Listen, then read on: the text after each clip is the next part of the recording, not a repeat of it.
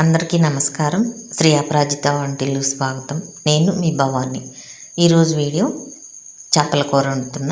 పండుగప్ప చేప అన్నమాట. ఇది కూర చాలా బాగుంటుంది. సంక్రాంతి అంటేనే పిండి వంటలు, పాల పొంగళ్ళు, కనుమ రోజు చికెను, మటను, బిర్యానీ, రొయ్యలు, చేపలు అన్నీ వండుతారు కదా.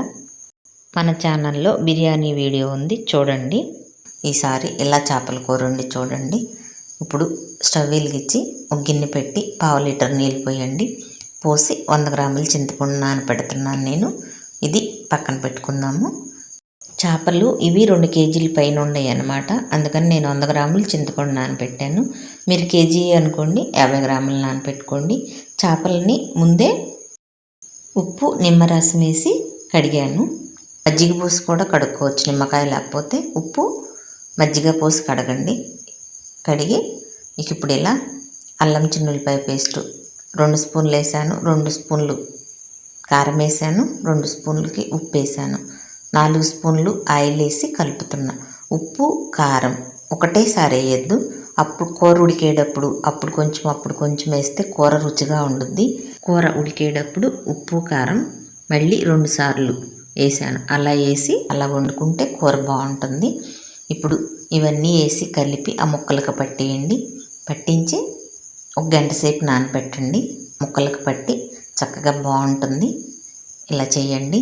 ఈ చేపలు మా చెల్లెలు గారు అబ్బాయి తెచ్చాడనమాట వండి పెట్టమని. డిసెంబర్ 31 వాడికి వండి పెట్టాను, తీసుకెళ్ళాడు.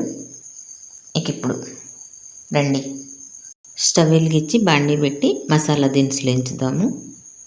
2 స్పూన్లు ధనియాలు, 2 అంగుళాలు దాచిన చెక్క, 10 లవంగాయలు, 3 యాలక్కాయలు వేసాను.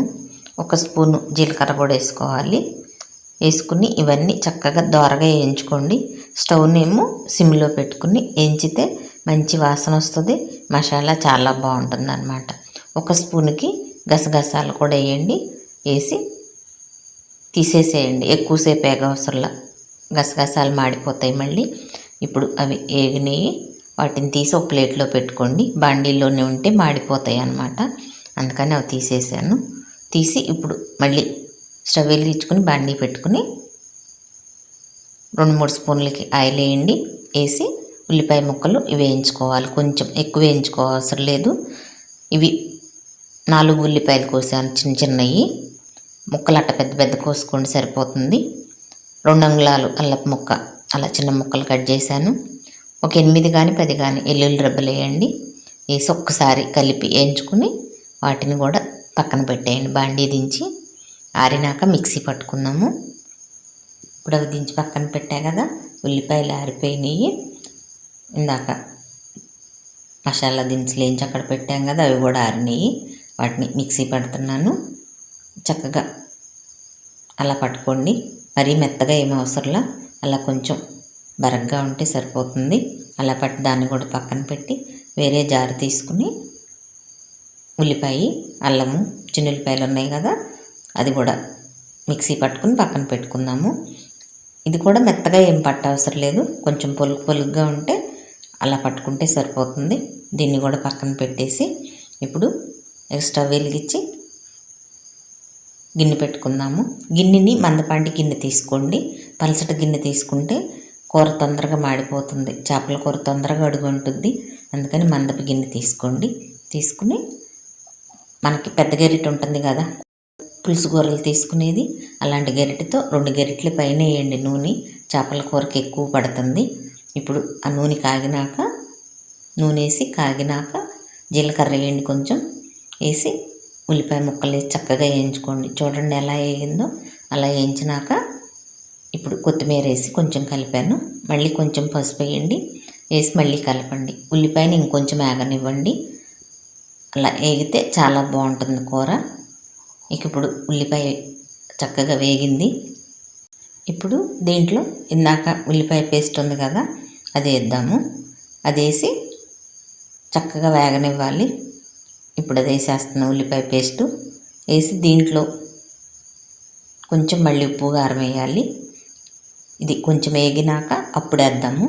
చూడండి చక్కగా కలిసిపోయింది. అలా కలిపి ఇప్పుడు కొంచెం ఒక స్పూను ఉప్పు, ఒక స్పూను కారానికి వేసాను.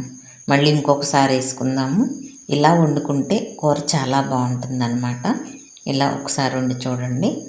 ఒక్కొక్కళ్ళు ఒక్కో తీరిని వండుతారు కదా, ఇలా వండుకుంటే బాగుంటుంది. ఒకసారి ఇలా వండి చూడండి.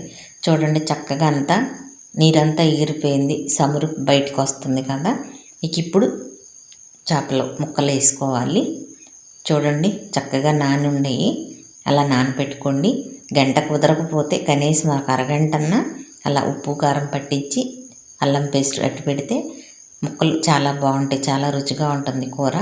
ఇప్పుడు ఆ ముక్కలన్నీ పెట్టేసి మెల్లగా ఒక్కసారి కదపండి. ఇక్కడ స్టవ్ని సిమ్లో పెట్టండి. ఒక 5 నిమిషాలు పెట్టి ముక్కలన్నీ అలా పెట్టేసి కొంచెం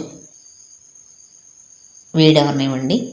తర్వాత మూత పెట్టండి. మూత పెట్టి తీసినాక మళ్ళీ ముక్కలన్నీ ముక్కకి సందున అట్ల కాడపెట్టి వాటిని కదిపి ఏమన్నా కొంచెం ఎక్కువ వేగినాయి అనుకోండి, వాటిని గరిటె పెట్టి మళ్ళీ తిప్పండి. వాటిని తిప్పి అప్పుడు మళ్ళీ ఇది చింతపండు రసం ముందే పిండి పెట్టాను నేను.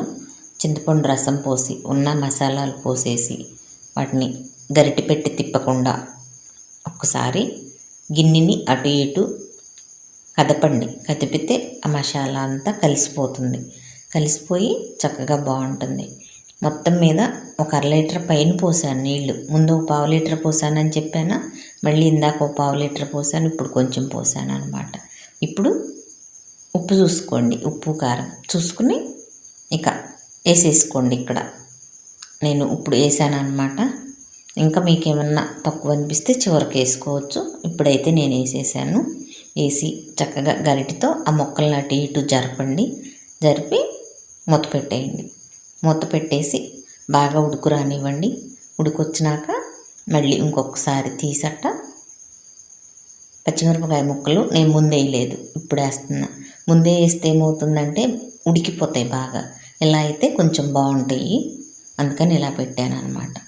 ఇప్పుడు మళ్ళీ ఆ పచ్చిమిరపకాయలు వేసి మూత పెట్టి మళ్ళీ తీసాను. మూత తీసినాక చూడండి ఎంత బాగా ఉడుకుతుందో.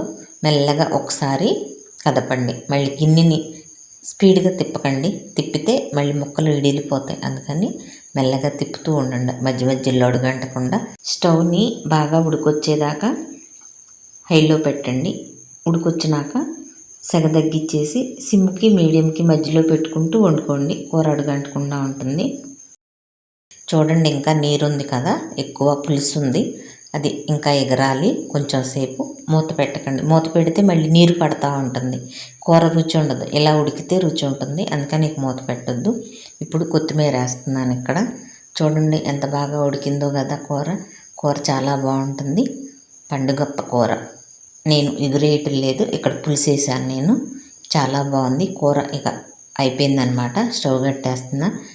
ఆరినాక తింటే చేపల కూర చాలా రుచిగా ఉంటుంది. ఇలా వండుకుని చూడండి, తిని చూడండి. నచ్చిందా వీడియో? కామెంట్ చెప్పండి, లైక్ చేయండి, షేర్ చేయండి, సబ్స్క్రైబ్ చేయండి. ఇలా మీరు కూడా వండుకుని తినండి.